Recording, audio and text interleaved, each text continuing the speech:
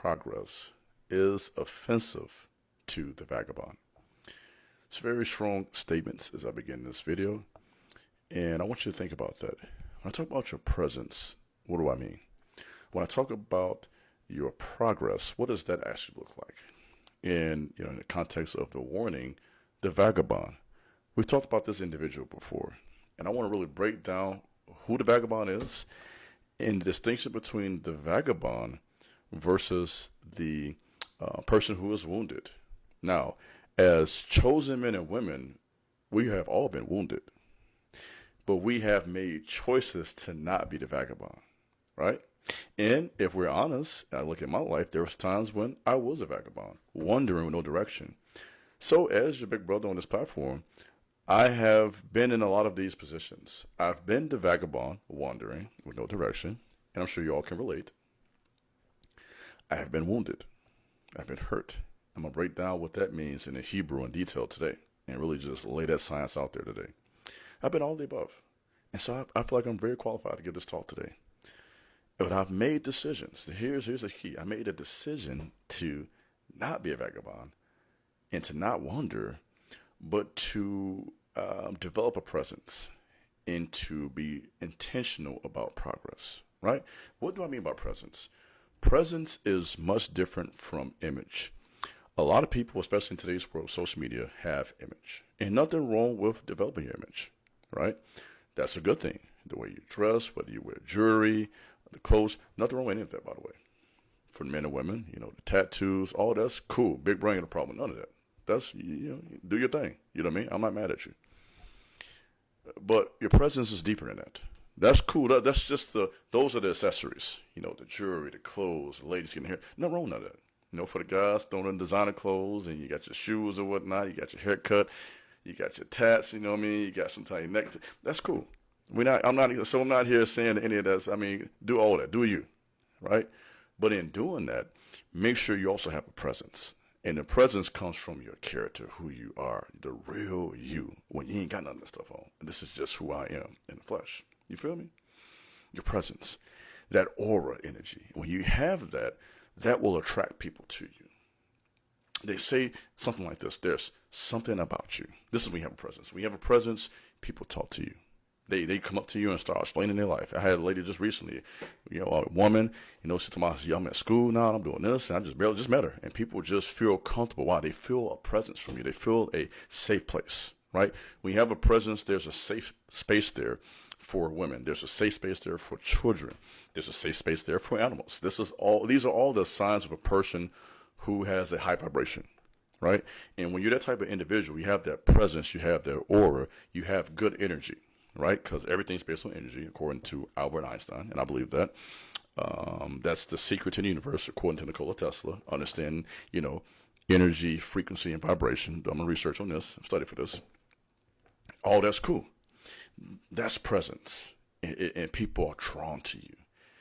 When you have that, it gives you some motion, right? That's the word we use to say, right? Motion, progress. You're constantly going forward, and this is what makes a man or woman like the Most High. Let me drop a little knowledge real quick, if you don't mind, concerning the Most High. The Most High is three things, among others: omniscient, omnipresent, and omnipotent. Everywhere at the same time, knows all things, and has all power. When you have a presence, tie this back together, and you are making progress, you have that. You have knowledge in your mind. You're in motion, you're traveling, you're getting out here, you're going to city, sometimes overseas, countries, and you can travel. I encourage you to do that. I've had the opportunity to go to India and to Israel. I believe in getting out here into the real world and seeing humanity, right? So, and you also have a certain level of power, whether that be spiritual or economical or both. You have something about you that is powerful. These are the signs of a person who has a presence, knowledge in your mind. Motion, you're making progress, you're going forward, and your person has some level of power, whether that be physical, spiritual, right, or economical, finance, or sometimes knowledge. There's something about you that is dynamite, has a power to it. That's what it means in the Greek, like light and dynamite.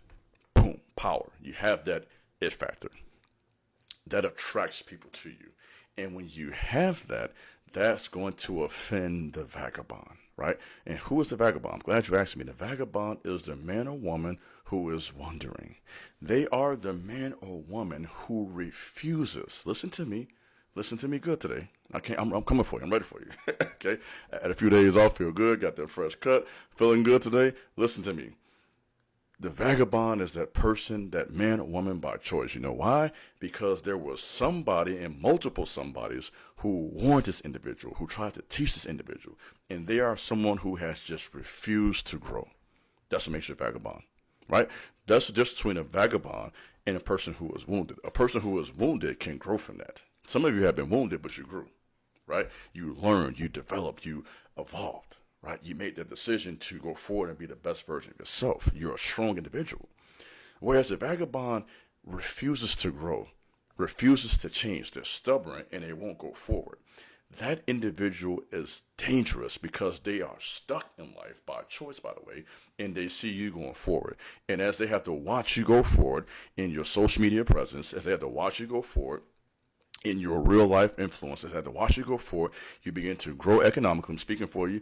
You begin to get out here in life and really spread your wings and make something of yourself. There are people watching you with jealousy, envy, don't like what you're doing because of themselves. They're making those decisions.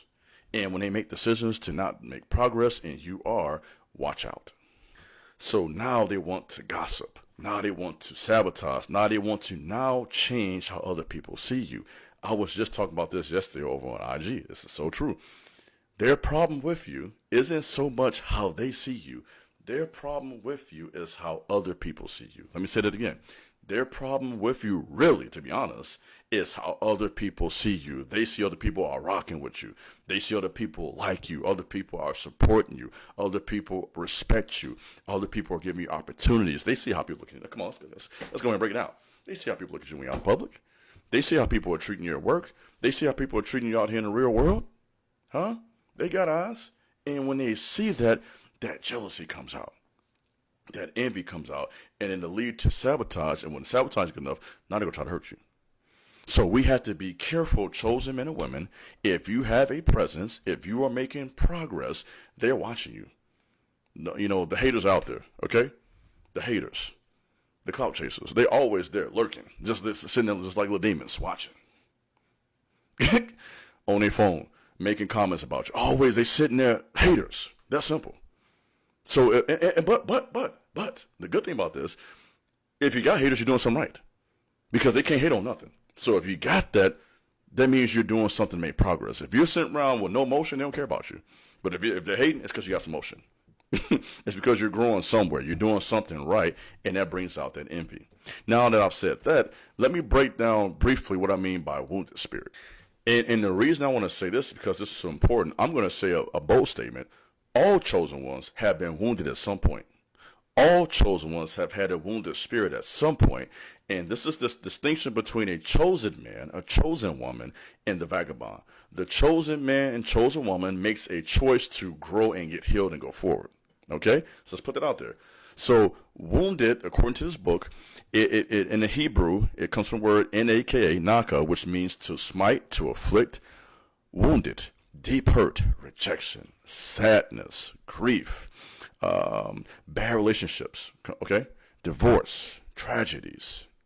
Here's a big one, feeling like an outcast. All of this can lead to a wounded spirit. Now, to have a wounded spirit doesn't make you a bad person at all. That's the reality of spiritual warfare. We are in this dualistic reality between the natural and the spiritual. And when you're in this dualistic reality, you're going to have some wounds. Okay, so that's nothing wrong with that. We all have that. I've had those. You've had those. Okay, if you believe in angels, if you believe in the Most High, you believe in demons, you believe in people, human nature, okay, extraterrestrial beings, whatever you want to say, aliens, any of that, okay, then wounds are a reality. And so it's not so much what you go through. Come on, let me bring it back home. But how you come out. See, the chosen one goes through all of that. Come on, let me break it down. I'm ready for you today. You go through all of that, and you come out healed.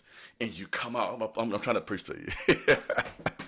You come out better. You come out stronger. Why? Because you're chosen. That stuff can't break me. That's what you say to yourself. I'm trying to hype you up now. The chosen man says, that didn't hurt me. It did hurt. But you tell yourself, that didn't hurt me.